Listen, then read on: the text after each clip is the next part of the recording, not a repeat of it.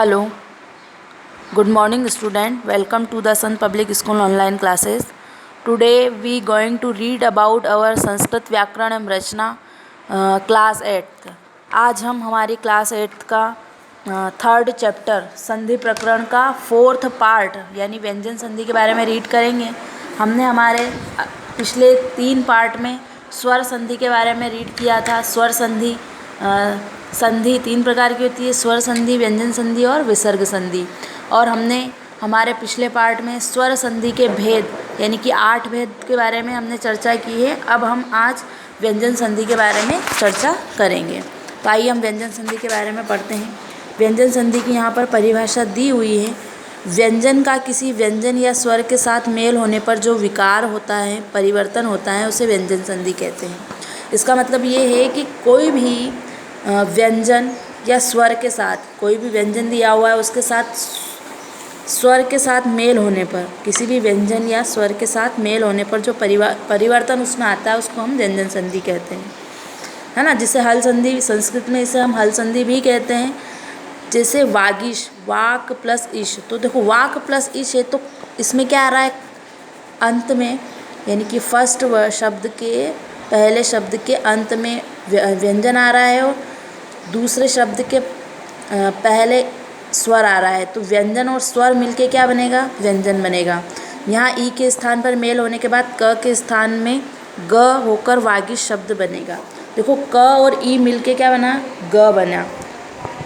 व्यंजन संधि के अनेक भेद होते हैं, उसमें कुछ भेदों को निरूपित यहाँ पर किया गया है।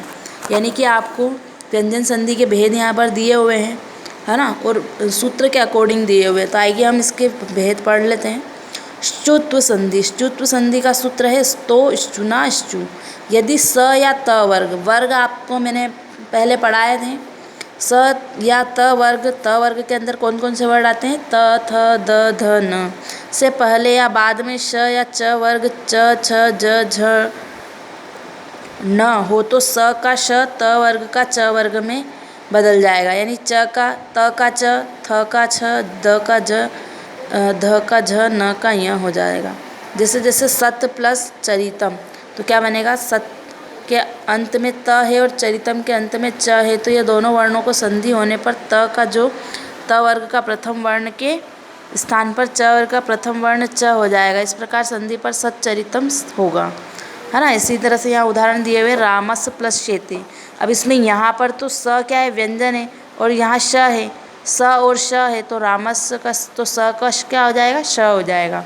सत प्लस चित, सच्चित। हरीश प्लस च, हरीश। एतत् प्लस चित्रम, एतत् चित्रम। शत्रुन प्लस जयति, शत्रु जयति। इस तरह से यहाँ पाठ्य पुस्तक के भी दिए हुए सत प्लस जन, सज्जन। ज्योतिर्विद प्लस च, ज्योतिर्च। कस प्लस चित, कश्चित, है ना। और व्यंजन संधि के अंतर्गत श्चुत्व संधि यहाँ पर दी हुई है। संग अपि, संगो अस्तु। को अपि, कंठो अवरुद्धयेत्, कंठोच्च रुध्येत्, है ना। इसी तरह से व्यंजन संधि की यहाँ पर श्चुत्व संधि भी दी हुई है। अब हम इसका एक और संधि है ष्टुत्व संधि। ष्टुत्व संधि, ष्टुत्व संधि का सूत्र है स्टूना प्लस स्टू। स तथा त वर्ग के पहले या बाद में प या ट वर्ग आते हैं तो कोई वर्ण स का श त वर्ग में क्रमशः ट वर्ग हो जाएगा, है ना। जैसे दिया हुआ है त का ट, थ का ठ, द का ड, ध का ड, न का न हो जाएगा। जैसे एग्जाम्पल दिया हुआ है इश प्लस त, इश का अंतिम वर्ण श है, उसके बाद परे त वर्ण है, तो इसका संधि कार्य होने पर त और ट वर्ग में बदल जाएगा। जैसे त के स्थान पर ट हो जाएगा तो इश प्लस त है तो इष्ट हो जाएगा। रामस प्लस षष्ठ है तो रामस षष्ठ हो जाएगा। आक्रस प्लस त है तो आकृष्ट। पुष प्लस त है तो पुष्ट। पेश प्लस ता है तो पेष्टा। अभि प्लस त है तो अभिष्ट। शश प्लस त है तो षष्ठ। इसी तरह से पाठ्य पुस्तक पर आधारित यहाँ पर कुछ उदाहरण दिए हुए हैं। व्यंजन संधि के अंतर्गत श्रुत्व संधि दी हुई है। उपविश, उपविष्ट। विष प्लस नु, विष्णु, है ना। और व्यंजन संधि के अंतर्गत अनुनासिक संधि भी होती है। जनयेत प्लस मधुमक्षिकासु, जनियेन्म मधुमक्षिकासु। खादन प्लस अपि, खादन्नपि। इसी तरह से व्यंजन संधि के अंतर अनुस्वार संधि भी होती है। समुद्रम प्लस आसाध्य समुद्र आसाध्य, माधुर्य प्लस एव माधुर्य सर्वमेव। इसी तरह से व्यंजन संधि के अंतर्गत जशत्व संधि भी आती है, कुलिशात प्लस अपि, है ना। व्यंजन संधि के साथ शत्वादि संधि भी होती है, जैसे कश्मीन प्लस चित कश्मिश्चित। व्यंजन संधि के अंतर्गत शत्व संधि भी आती है, एतत् प्लस श्रुत्वा एतश्रुत्वा। व्यंजन संधि के अंतर्गत पर स्वर्ण संधि भी आती है, कंस प्लस जघान कंसन जघान। अब हम पढ़ते हैं विसर्ग संधि, ये हमारी लास्ट संधि है।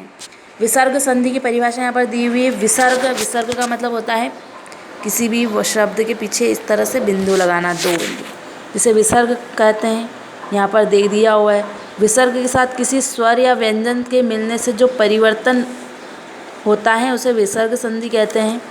ध्यातव्य, विसर्ग हमेशा किसी न किसी स्वर के बाद होता है। सत्व संधि, विसर्जनीय स, विसर्ग के स्थान पर स होता है यदि विसर्ग के बाद क ख च छ ट ठ त थ प फ श श स आए तो विसर्ग के स्थान पर स हो जाएगा। नमः प्लस ते नमस्ते, क प्लस क कस्क, हरि प्लस त्राता हरिस्त्राता, रामः प्लस तत् रामस्तत्, इतः प्लस तत् इतस्त, रामः प्लस च रामश्च, गो प्लस चरति गोश्चरति, चंद्र प्लस चक्षसाति चंद्रश्कास्ति, राम प्लस चिनोति रामश्चिनोति, शिशो प्लस चपलता शिशोस चपलता, प्रिय प्लस छात्र प्रियश्च छात्र।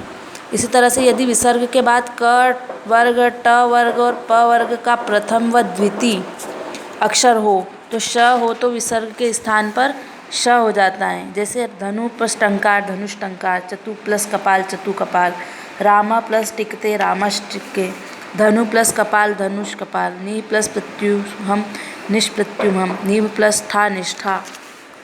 इसी तरह से ऋत्व संधि है। ऋत्व संधि में क्या है कि यहाँ पर इसका सूत्र दिया हुआ है, सस जुषो रू। पद के अंत में स का रू हो जाता है, सजुष शब्द में श का रू हो जाता है। यदि किसी विसर्ग से पहले अ तथा आ छोड़कर किसी अन्य स्वर तथा विसर्ग के बाद कोई स्वर व्यंजन का तीसरा, चौथा अथवा 5वां वर्ण हो तो विसर्ग का र हो जाता है। जैसे हरि प्लस अवदत, है ना। तो हरि में री विसर्ग के पहले ई है तो क्या हो जाएगा, उसमें विसर्ग का र हो जाएगा। जैसे हरि वदती, इसमें होगा विसर्ग का र होगा, हरि प्लस अवदत हरिर्वदत। शिशु प्लस आगच्छत शिशुरागच्छत, वधु प्लस एषा वधुर्रेषा, दु प्लस अवस्था दुरवस्था, वर्ष प्लस शते अपि वर्षतेऽपि, है ना। इस तरह से विसर्ग संधि के अंतर्गत सत्व संधि आएगी। सत्व प्लस तथेव संतस्तेव, महालंब प्लस तले महालंबस्तले, सप्तपर्णाश्च सप्तपर्णाश्च, लाकृति यथा यानी लाकृति यथा, नीर प्लस असार्यत निरसार्यत, नी प्लस अधिशत निर्दिशत। तो ये हमारी जो संधि का जो टॉपिक है, संधि प्रकरण, ये पूरा हुआ है।